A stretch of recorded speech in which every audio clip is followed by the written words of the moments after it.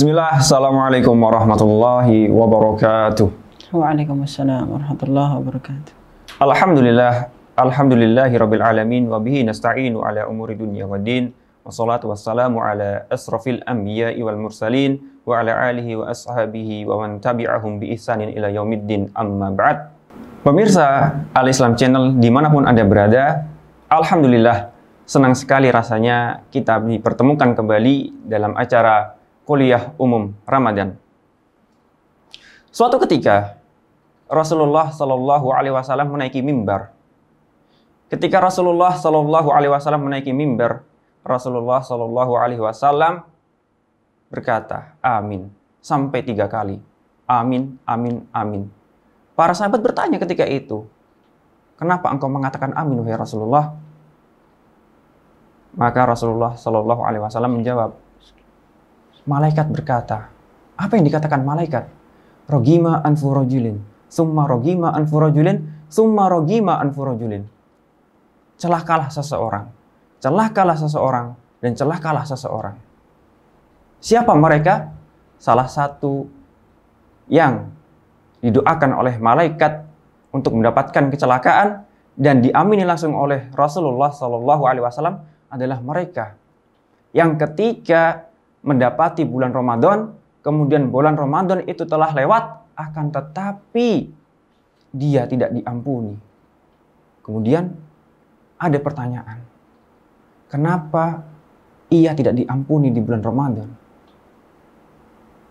Padahal secara otomatis ketika seseorang melewati bulan Ramadan, maka ia akan diampuni dosa-dosanya oleh Allah Subhanahu wa taala. As-salatul khamsu wal jum'atu ila jum'ah wa ramadhanu ila ramadhan mukaffiratun lima bainahunna in ijtunibal kabair. Maka mari kita lihat salah satu hadis yang diriwayatkan oleh Ummu Salamah yang kemudian ditakhrij oleh Imam Ahmad, Imam An-Nasa'i, bahwasanya ketika Rasulullah Shallallahu Alaihi Wasallam sampai pada subuh, maka Rasulullah Shallallahu Alaihi Wasallam berdoa, Allahumma inni as'aluka ilman nafi'an wa rizqan thayyiban wa amalan mutaqabbala. Ya Allah, aku meminta kepadamu ilmu yang bermanfaat, rizki yang baik, dan amal yang diterima. Menariknya adalah Rasulullah Shallallahu Alaihi Wasallam mendahulukan ilmu daripada rizki. Kemudian Rasulullah Shallallahu Alaihi Wasallam mendahulukan ilmu dan rizki dari amal. Kenapa? Karena ilmu adalah salah satu faktor supaya rezeki itu menjadi baik. Dan ilmu dan rezeki adalah faktor bahwasanya amal kita diterima. Bagaimana puasa kita bisa diterima oleh Allah Subhanahu wa taala sementara kita tidak tahu hakikat siyam, hakikat puasa.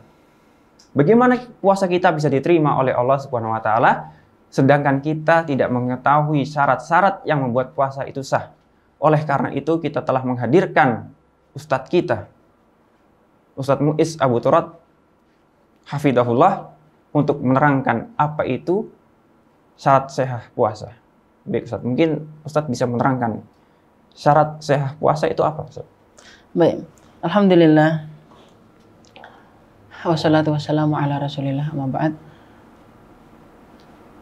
Untuk syarat sah puasa itu sebenarnya hanya permainan bahasa saja.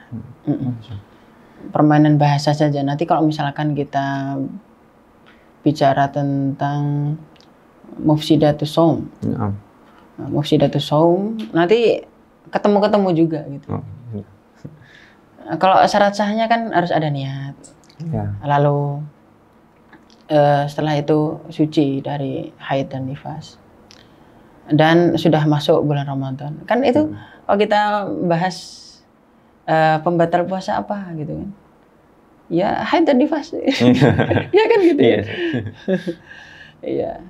Dan seterusnya ya. Niat, misalkan mengubah niat pada siang bulan Ramadan, niat nggak jadi niat puasa deh misalkan gitu, itu bisa batal. Kalau ragu, Kalau ragu, apa sebab ragunya? Maksudnya ragu, jadi puasa enggak ya? Jadi puasa apa enggak? Iya. Misalnya dia sebenarnya safar, Terus dia ragu, aduh, rasanya puasa nggak ya? Puasa nggak ya? Nanti mau safar. Selama dia belum menjazmkan niat untuk membatalkan, belum batal. Berarti harus pasti dulu. Itu disebut irodah saja. Tapi bukan irodah jazimah. Jadi nanti itu ada khotirah, ada irodah sama irodah jazimah. Kalau udah irodah jazimah tuh batal. Gitu. Kalau hanya sekedar ragu, itu belum sampai membatalkan puasa. Iya, apalagi cuma khotirah, cuma terbesit. Batal nggak ya? Gitu. Sama dengan seseorang ketika mau beramal keburukan misalkan, ada besitan, mau ya, chatting sama akhwat misalkan mahasiswa, terus ada irodah keinginan gitu, terus ada irodah jazimah udah bener-bener ya, sampai fi'lul asbab. Jadi udah buka WhatsApp misalkan, ternyata nggak dibalas-balas gitu, ganti nomor, itu udah dapat dosa. Udah dapat dosa. Sama kayak pencuri ya kan, ya. Udah masuk, ternyata ketahuan, meskipun nggak jadi nyuri, udah dapat dosa mencuri. Karena ada fi'lul asbab, dan sudah irodah jazimah. Iya, kalau membahas masalah itu panjang. Udah lanjut kita puasa deh. Mungkin kita fokus ke niat dulu. Oke. Niat, kan yang menjadi permasalahan, niat itu haruskah di malam hari atau ketika sahur atau setelah sahur itu boleh? Maksudnya ketika subuh itu boleh? Jadi begini,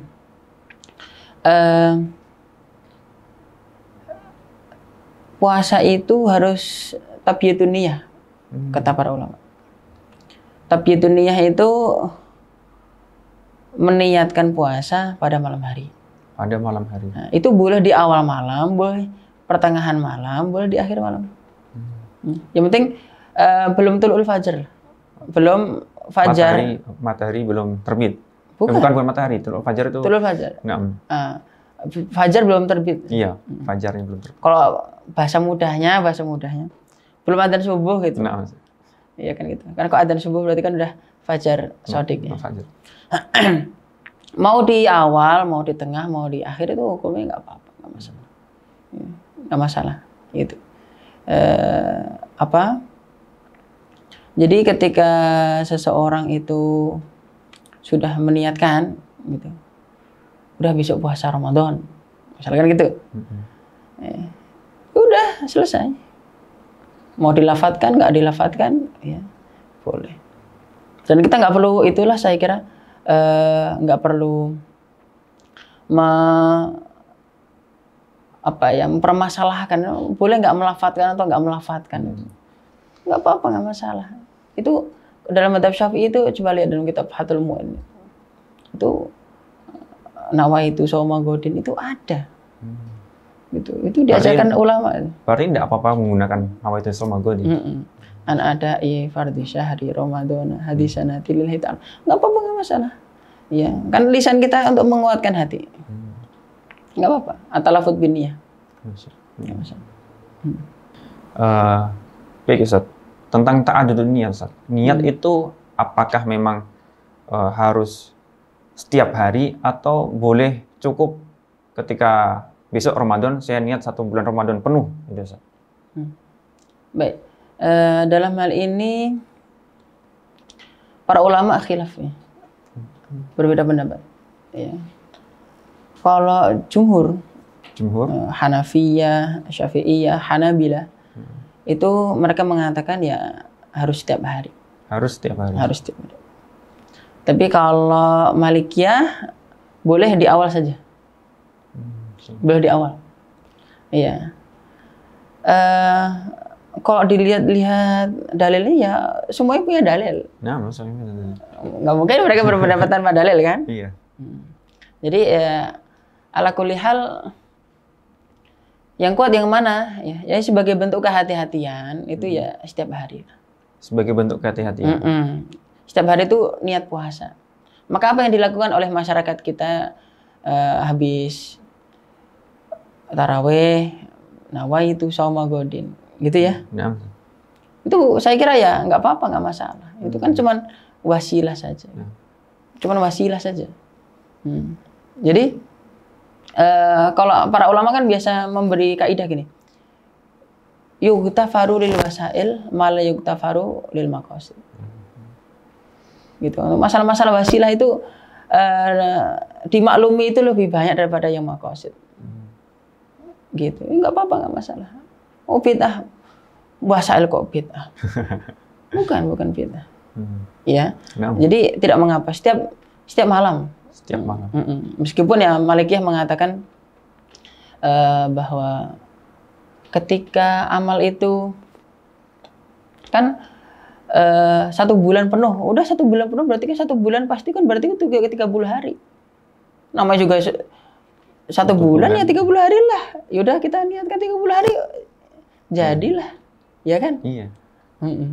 Tapi kemudian jumhur mengatakan, bentar, kan kita puasa itu kan setiap hari.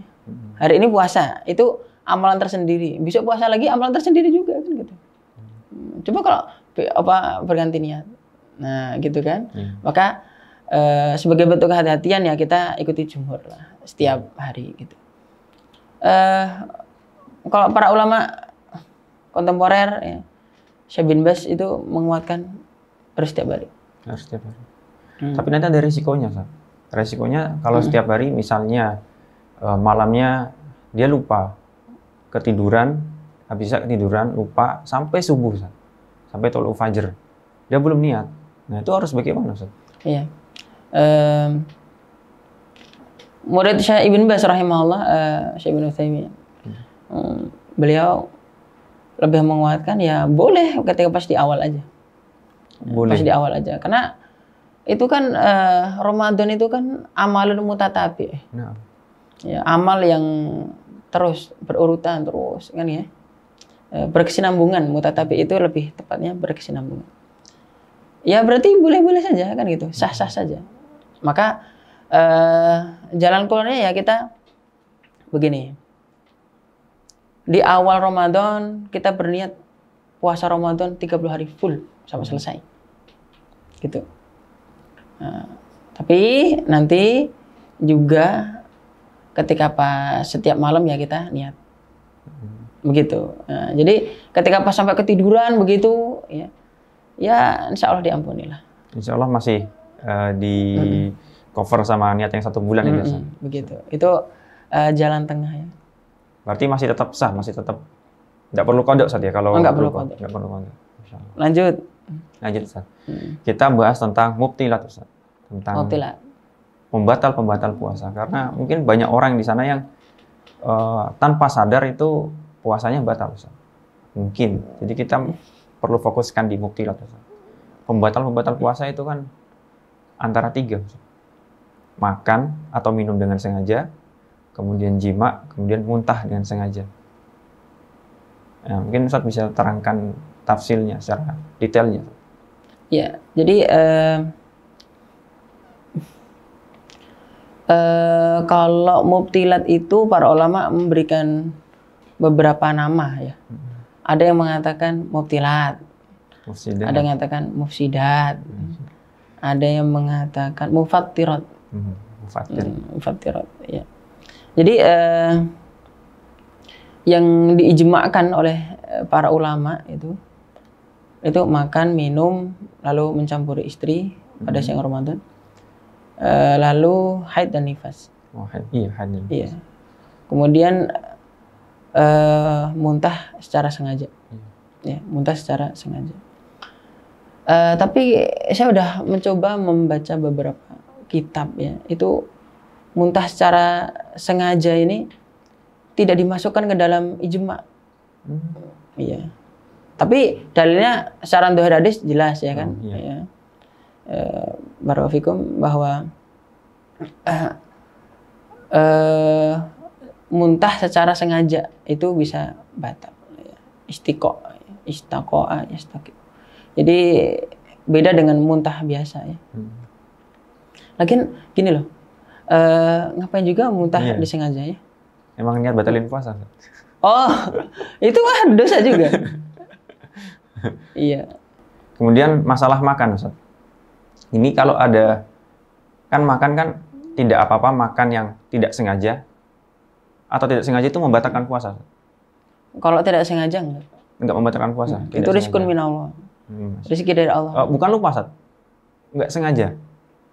Misalnya itu ada makanan sisa sahur yang ada di giginya, kemudian qadarullah tertelan. Itu membatalkan puasa atau tidak? Enggak membatalkan puasa.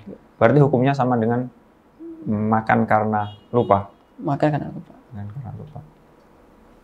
Kemudian masalah jima, Ustaz. Ini yang agak rumit, Ustaz. Jima itu kan membatalkan puasa.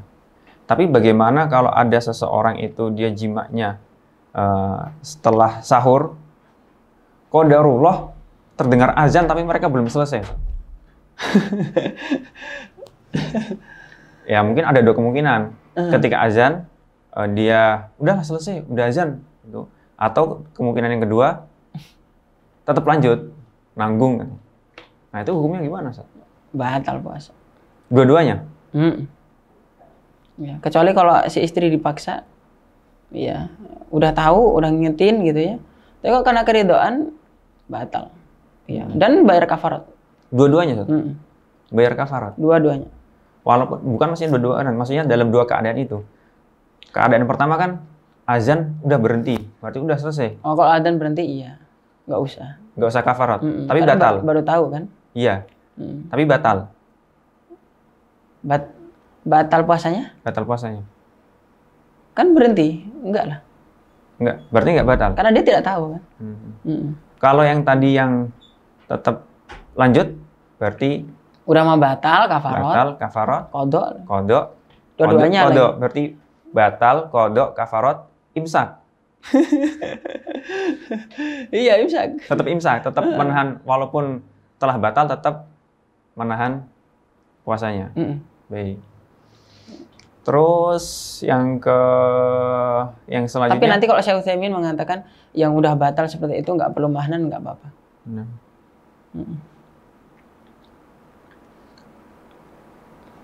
Tapi di sini ada sesuatu yang menarik, Ustaz.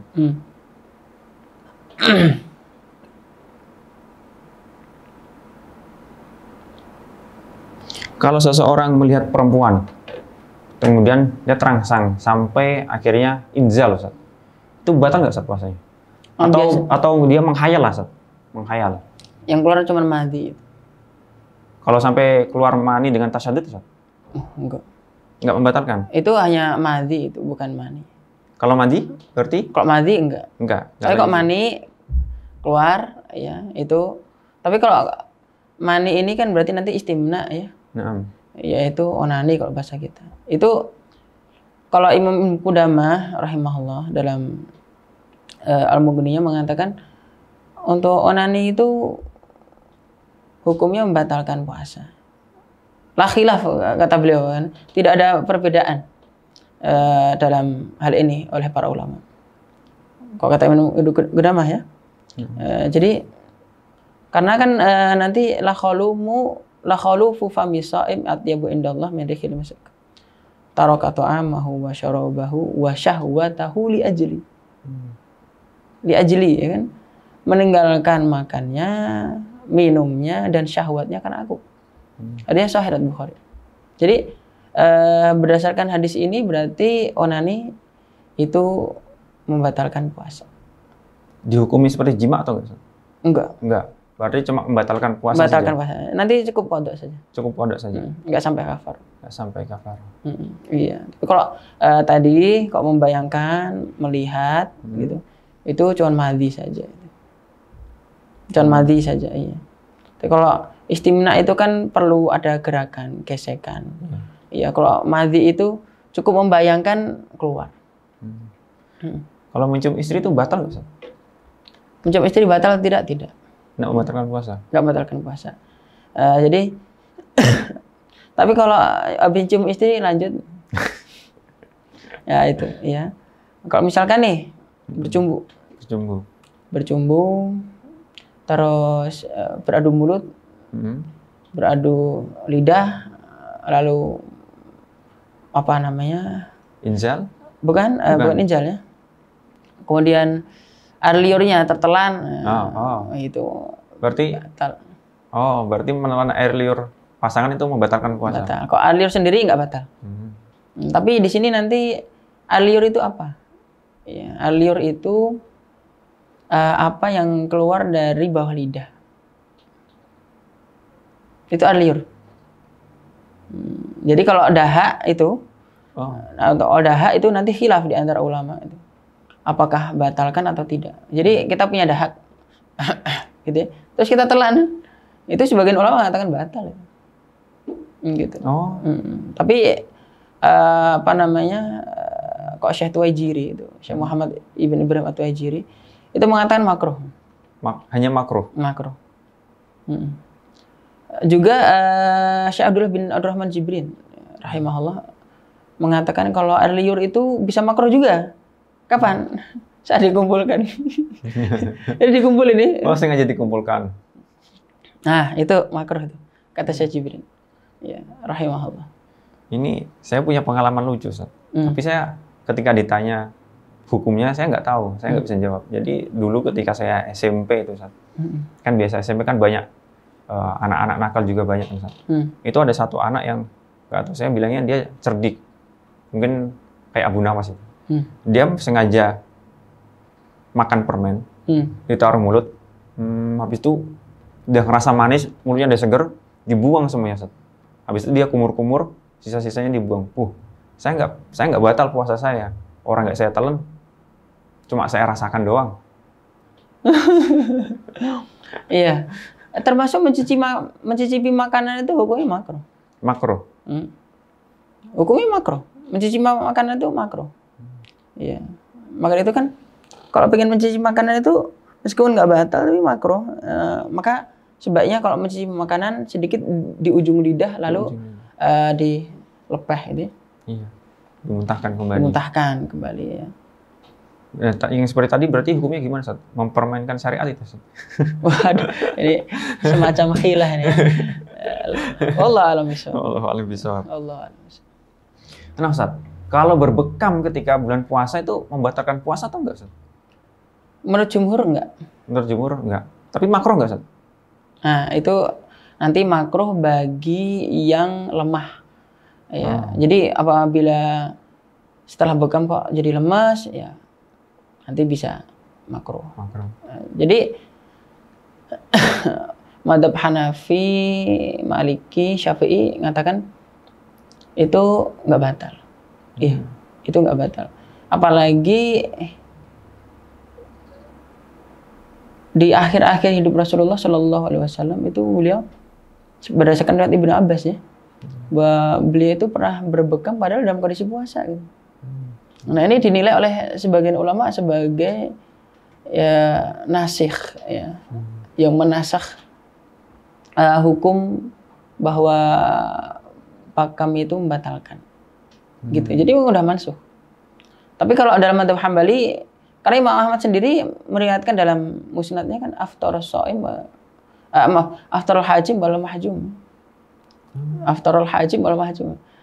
Si pembekam dan dibekam batal dalam musnad. Maka dalam madzhab Hambali ya apa adanya hadisnya kan, gitu. Tapi kan kemudian dibantah oleh para ulama bahwa ini hadisnya ini kayak perlu diteliti lagi gitu ya. Fihi kalam ya, masih diperbincangkan ya.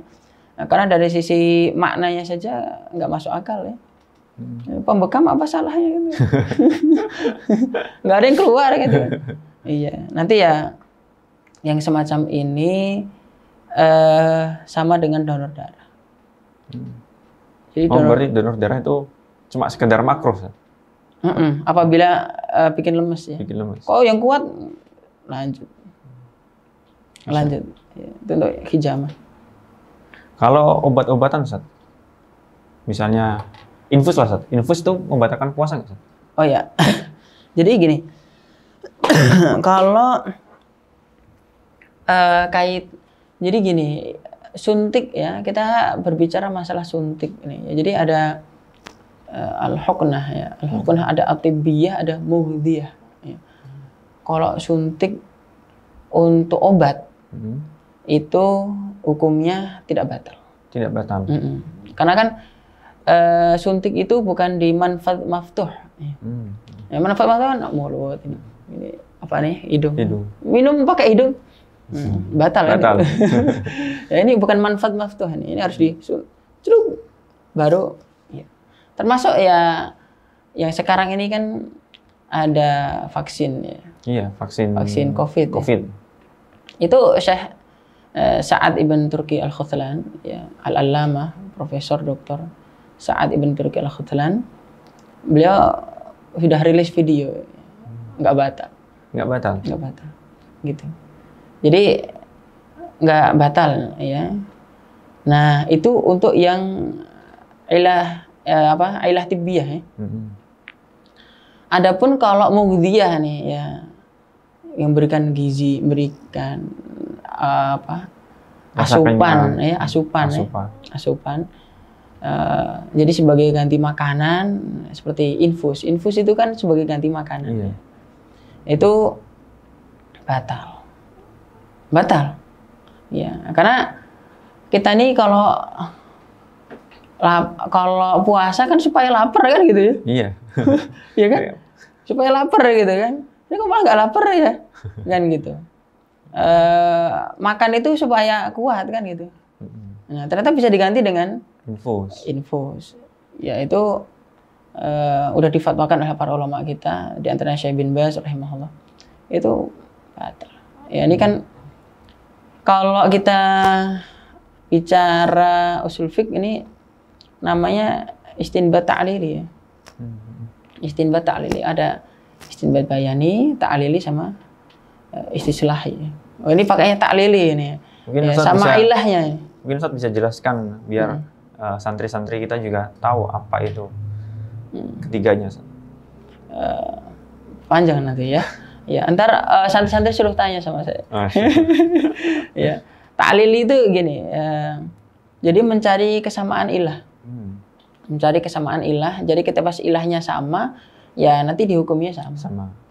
Jadi jadi ilahnya makan itu kan menguatkan lah gitu. Ya infus juga menguatkan, ngasih asupan ya gitu. Jadi dihukumi sama dengan mengkonsumsi gitu. Iya. Ya, kira-kira begitulah. Kalau saya penasaran, kalau yang tadi yang selain ta'lili itu apa? Istislahi. Itu dari maslahatnya atau gimana? Dari maslahatnya. Ambil maslahatnya. Kalau orang asma, Ustaz. Asma ya. Asma itu kan pakai alat yang disedot. Nah, itu bagaimana, Ustaz? Batal ataukah tidak, Ustaz? Oh iya. Jadi apakah itu membatalkan atau tidak ya. Jadi itu dalam hal ini ada khilaf ya. Iya, ada khilaf di antara ulama ya. Wallahu a'lam bishawab, saya belum berani menjawab ya dalam hal ini. Apakah batal atau tidak? Nanti mungkin Ustaz Qawi yang menjawab. Wah, saya la adri. Iya. Kami belum. Jadi tahu. Itu juga sampai sekarang masih saya pikirkan juga dan melihat-lihat. Ya, karena itu nanti menjadi ilah bagi orang yang ngerokok ya kan. Iya. Rokok batal ya. Rokok kan batal gitu. Udah itu asma nggak batal kan gitu ya. Ya subhanallah. Kalau rokok itu membatalkan ya. Karena bahkan gini, andai kata orang itu nggak tahu itu batalkan atau tidak, saya kira naluri perokok pun dia akan ngerokok setelah buka puasa. Ya, kalau Syekh Utsaimin mengatakan kan syurbud dukhan itu termasuk syurub kata. Ya, dalam fatwanya itu. Jadi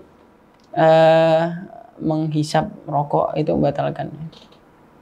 Jadi seperti itu. Nah ini yang itu tadi coba nanti ya Ustaz Qawi yang jawab. Iya. Kita ganti pertanyaan saja.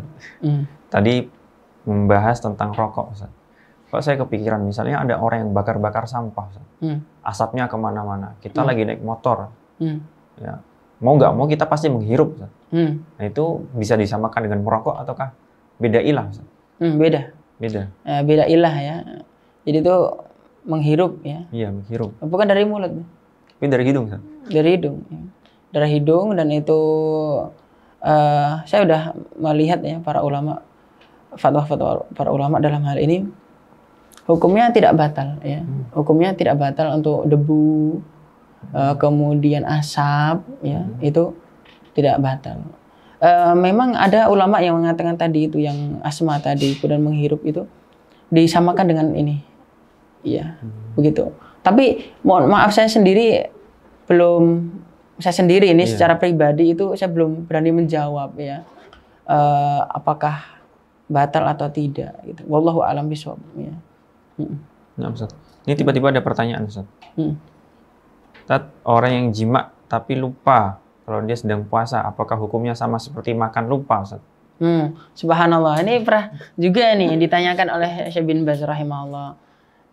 Kemudian juga Lajnah Daimah. Gimana lupa ini? Hujahnya nggak diterima. Hanya makan dan minum saja. Hanya makan dan minum saja. Hanya makan dan minum saja yang diterima. Iya, kalau jima nggak diterima. Nah, karena ini itu apa namanya? Bisa saja alasan. Alasan saja itu. Itu cuma alasan, itu bukan hadisnya pun secara dohir mengatakan makan dan minum aja. Jima enggak, gitu. Nah, jadi meskipun lupa nggak diterima itu hujahnya nggak diterima, dan tetap kafarat. Tetap kafarat. Nah, itu yang saya tegaskan. Jadi barang siapa yang mengaku bahwa dirinya lupa di siang hari Ramadan kemudian dia melaksanakan jima, dia wajib melaksanakan 1 imsak. Setelah jima dia tetap menahan dari makan dan minuman. 2 qada, dan 3 kafaroh. Itu Ustaz ya? Yeah. Benar nggak Ustaz saya, Ustaz? Betul. Masya Allah, alhamdulillah. Ini Ustaz, kalau ada orang haid di pertengahan siang hari, Ustaz, itu apa yang harus dia lakukan, Ustaz? Apakah dia imsak kemudian mengqadha atau bagaimana, Ustaz? Jadi wanita di pertengahan hari tiba-tiba haid misalkan. Iya. Ketika pas itu dia, sebagian ulama mengatakan imsak, tetap jaga, tetap menahan diri dari makan dan minum. Tapi nanti Syekh Ibnu Utsaimin rahimahullah dalam Ahkamul Haidnya mengatakan enggak, dia udah bebas. Ya. Orang dia haid ya kan gitu ya. Orang dia haid terus juga udah batal, imsaknya nggak akan ada artinya karena dia juga harus qadha juga nanti kan. Mulai dari hari itu qadha kan. Ya bukan besoknya baru qadha kan. Ya hari itu udah qadha juga. Jadi makan minum nggak apa-apa. Ya, nanti seperti itu. Nah, mungkin sedikit kita tambahkan ya hal-hal yang membatalkan puasa ini atau yang nyerempet masalah ini ya. Kalau orang misalnya ketika pas di bandara, wah udah ini nih, udah waktunya buka, akhirnya dia buka, naik pesawat, lah belum tenggelam nih, gitu, udah apa, udah makan minum, ini gimana nih? Kata itu juga dia harus imsak. Harus imsak. Dan yang tadi ya karena ketidaktahuannya ya itu tidak perlu qadha. Udah lanjut. Nggak batal. Terus nanti ketika pas udah tenggelam, kelihatan tenggelam, udah baru dia makan minum. Jadi seperti itu. Sama dengan orang naik pesawat nih. Ini jam segini nih biasanya udah buka nih. Ya kalau di bawah ya. Ini kalau di atas gimana? Ya, ngikuti biasa jam yang di bawah atau ngikuti ini matahari nih. Ya, maka kata para ulama ya matahari. Mengikuti matahari. Mengikuti matahari. Syekh bin Baz, Ibnu Utsaimin misalkan itu mengatakan ikuti matahari karena kan mitulil fajr ila ghurubi syams. Ya kan gitu. Dari terbit fajar sampai matahari tenggelam. Matahari tenggelamnya menurut pesawat ya itu ikuti. Gitu kira-kira seperti itu. Jadi demikian itu. Kemudian yang mungkin para yang suka diperbincangkan oleh sebagian orang ya. Kalau lagi renang kemudian kentut, itu Wah, itu ya Ustaz. batal nggak itu? Batal nggak, Ustaz? Itu semenjak saya kecil saya dikasih tahu jangan kalau berenang jangan kentut. Kalau dalam air jangan kentut. Nanti batal. Iya. Saya semenjak saya SMA mungkin pikiran saya, oh berarti nanti kalau ada yang keluar berarti ada yang masuk lewat belakang. Dalam pikiran saya gitu. Tapi benar nggak itu, Ustaz? Iya, jadi begini. Jadi kalau dalam mazhab Hambali misalkan nih, ya. Dan mazhab yang lain juga, ya. Dan mazhab yang lain juga, Hanafi, Maliki, Syafi'i, ya. Dan mazhab-mazhab yang lain juga. Jadi nanti mereka membahas tentang masalah jauf itu, ya, jauf. Ya, jadi lubang-lubang yang bisa membatalkan kan gitu. Itu termasuk ya dubur. Termasuk dubur. Termasuk dubur, ya. Cuman kan nanti pembahasannya adalah apakah airnya itu masuk atau enggak? Masuk sampai dalam gitu ya. Atau andai kata masuk itu cuman di ini aja nih. Di lapisan-lapisan paling luar. Lapisan-lapisan luar nih. Kalau bahasa kita ini. Ini kalau kita ini muka ini masukkan ke dalam air, cuma di bibir ini doang. Atau saya masuk sampai sini? Bibir. Bibir doang kan? Ya sama. Ketika pas orang renang gitu ya, ketika paling ada kata masuk itu paling masuk dikit ya di bibir-bibir doang. Itu doang paling, ya kan gitu. Nggak sampai masuk gitu. Ya, tapi misalkan orang itu dimasuki apa misalkan dari duburnya ya, apa pil atau apa gitu dari duburnya bisa batal. Bisa batal. Karena itu termasuk jauh. Itu termasuk jauh. Tapi kalau cuman kentut ya buang angin itu enggak batal. Kalau luka itu termasuk jauh enggak? Luka? Iya. Lukanya di mana? Lukanya di kepala misalnya di. Oh, itu bukan manfaat maftuh. Oh, bukan. Ya, sama dengan hukunah. Sama dengan. Oh, insyaallah. Iya. Nah, ini ada titipan soal, Ustaz. Iya. Titipan soal tentang a'dar ibahatul fitr, tentang udzur-udzur, Ustaz. Safar. Misalnya ada orang yang ketika sahur itu nggak ada niatan safar, dia masih puasa.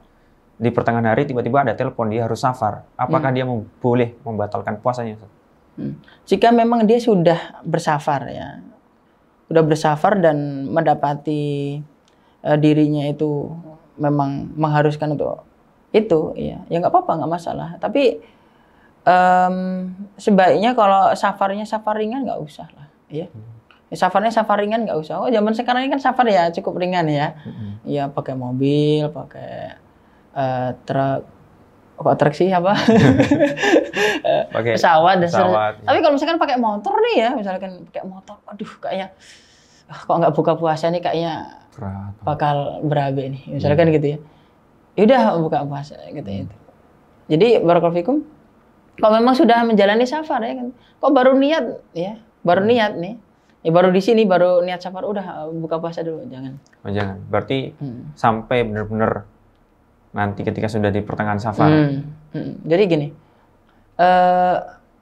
saya membaca fatwa Syekh Ibn Baz rahimahullah. Beliau mengatakan bahwa sebenarnya safar itu, ketika orang safar itu sendiri itu udah boleh batal puasa itu, meskipun berat ringan. Akan tetapi kalau ringan itu janganlah, sebab melakukan puasa Ramadan di luar Ramadan itu lebih berat daripada ketika pas saat Ramadan. Iya. Karena suasana ya kan? Iya, suasana bareng-bareng ya kan gitu ya. Dan seterusnya. Nah, jadi seperti itu. Nanti untuk masalah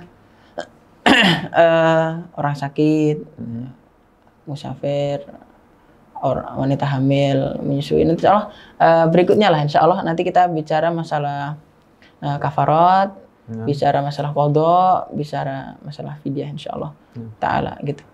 Khair insya Allah. Barakallahu fikum. Tapi saya boleh nambah 2 pertanyaan lagi, Ustaz. Oh, boleh. Ini masalahnya saya tertarik sekali dengan pertanyaan yang tiba-tiba terbesit ini, Ustaz. Masih nyambung dengan masalah safar, Ustaz. Satu aja masalah safar. Boleh nggak seseorang safar dengan niat supaya bisa jima dengan istrinya, Ustaz. Tiba-tiba udah gak tahan, ya kita safar supaya nanti kita bisa berhubungan. Boleh nggak, Ustaz? Ini namanya hilah ini. Ya, hilah ini. Hilah syariah atau enggak, Ustaz? Bukan, ini. Bukan. Ini hilah ini. Yang seperti ini tetap kafarat nanti dia. Tetap kafarat. Tetap kafarat. Berarti Tetap tidak kafarat. dibenarkan. Enggak dibenarkan. Tidak dibenarkan. Iya, itu memainkan syariat. Hilah namanya, memainkan syariat. Ini termasuk masalah jahiliyah kalau Syekh Muhammad Wahab dalam masalah jahiliyah itu hilah itu termasuk masalah jahiliyah. Ya, cari-cari kesempatan, ya. Cari-cari kesempatan dan memang sempat, ya. Ya, bukan mencari kesempatan dan kesempitan, mencari kesempatan dan memang sempat. Ya, la haula wala quwata illa billah. Nasallahu alaihi. Berarti tidak boleh sih. Enggak boleh. Baik. Satu pertanyaan terakhir, Ustaz. Memang tujuannya safar. Udah niat tetap nahan puasa, qadarullah di tengah jalan nggak kuat. Nah, boleh nggak dia membatalkan puasanya bukan dengan makan, tapi dengan berhubungan dengan istrinya, Ustaz? Oh iya, baik. Apakah boleh ya? Nah, tapi udah guru Syams ya? Belum, Ustaz. Naharon. Jadi safar. Di siang hari dia kan boleh membatalkan puasa karena safar. Tapi dia membatalkannya bukan dengan makan, tapi dengan berhubungan dengan istrinya. Jadi sebelum makan dia berhubungan dulu. Subhanallah wa bihamdi. Ya, nanti tanya dokter Jen. Wallahu a'lam bishawab. Wallahu a'lam bishawab. Wallahu a'lam bishawab. Baik, Ustaz. Mungkin ini dulu untuk kesempatan kali ini. Saya ucapkan syukran jazakumullah khairan atas ilmunya. Bagi pemirsa yang ada di rumah yang ingin berkomentar, silahkan. Yang ingin bertanya tentang masalah-masalah fikih, silahkan berkomentar di bawah. Dan jangan lupa komen dan subscribe. Dan juga jangan lupa share kepada teman-teman kalian supaya ilmu ini bermanfaat. Barakallahu fikum. Assalamualaikum warahmatullahi wabarakatuh. Waalaikumsalam warahmatullahi wabarakatuh.